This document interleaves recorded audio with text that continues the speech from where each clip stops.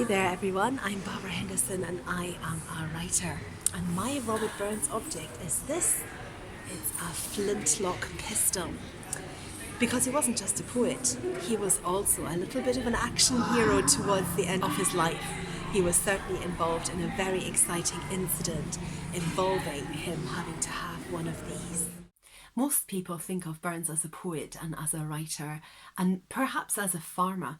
But later on in his life he became an excise man, a tax collector, a tax man who would hunt down smugglers with his colleagues. And on one grand occasion, a real smuggling ship called the Rosamond of Plymouth got stuck while trying to smuggle goods to shore illegally. Robert Burns's colleague spotted this and asked for reinforcements, so Robert Burns was there, and also other excisemen and soldiers.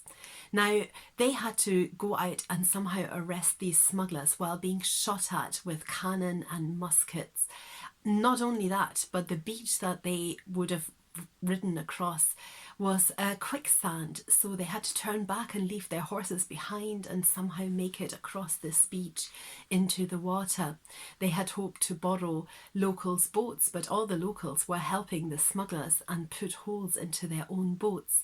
So Robert Burns and these colleagues of his, plus the soldiers, had to wade out towards this stuck ship in February. And I have a book about this called Blackwater. Let me read you a little bit of this from the perspective of a young boy. At the beginning of the chapter you see the lovely illustration of the schooner, the ship that is stuck, and the date of this is the 29th of February 1792. This really happened. So my boy says, I make it my business to keep close. Whatever Mr. Crawford may have said about my courage, I am a full head shorter than the smallest of the men, and the tide will wash over me before anyone else. Father seems to have forgotten about that for now.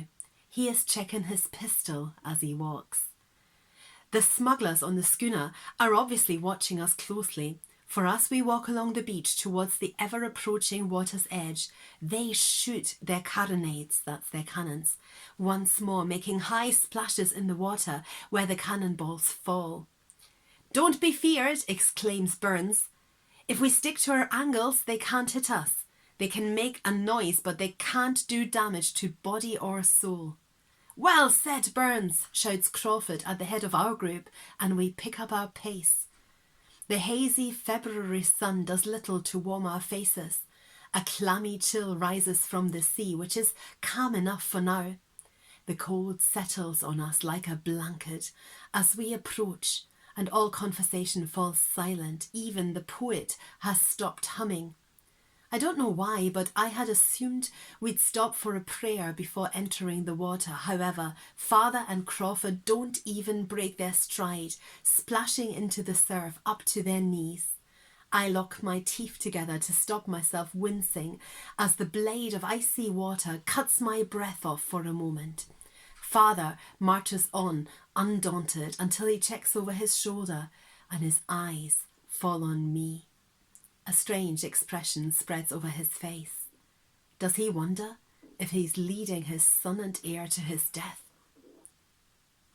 Happy Burns Day, everyone. And if you want to find out more about this real incident that Robert Burns was really involved in, take a look at Blackwater. Bye for now.